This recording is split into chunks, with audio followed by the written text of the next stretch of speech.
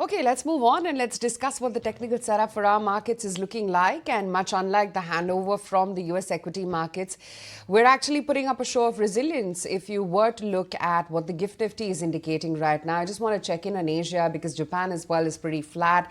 China is holding out, but marginally 0.3%, and it's a little bit soft for Hong Kong.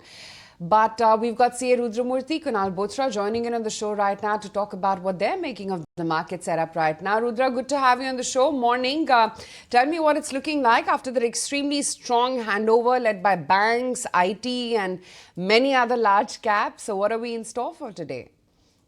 Aisha, good morning. Thanks for having me in the show. We have to first look into the move which has happened in Nifty and Bank Nifty. Just in 8 trading sessions, Nifty has moved from 21,750 to 24,200. And if I just do a simple max, it is a 2,450 point up move in just 8 trading session.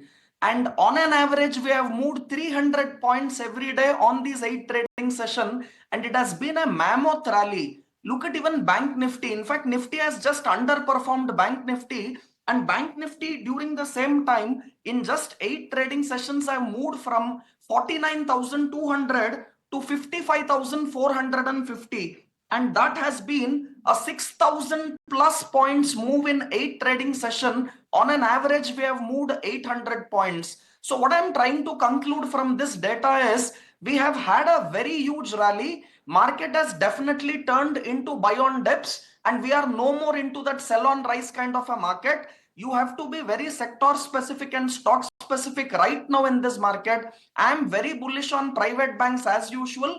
I continue my bullishness even in FMCG, insurance, in NBFCs. So these are sectors where you have to be long and avoid still IT and metals as a sector, and you have to be very stock specific. I'm still bullish on market, but right now we will see some amount of time-wise consolidation. Let market give some amount of dip and then better to buy in. So as a very short-term trader, buy the dip at current levels, you will see some amount of time-wise consolidation.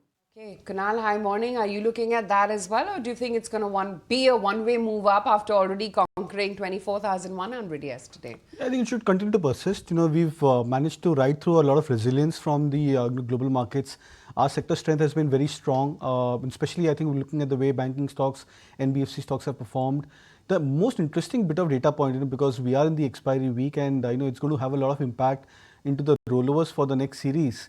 And because we've already, I think if we end the index movement above this 24,000 plus mark, this could be the second better performing month for the index in the last 6-7 months of the price of the previous price underperformance.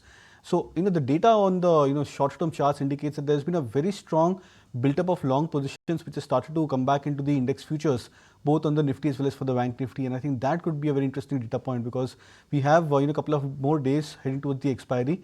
If we see that kind of a jump up in the open interest, I believe that the start of the May series could also be on a much more optimistic note. All right, so let's watch out for those levels when it comes to the index.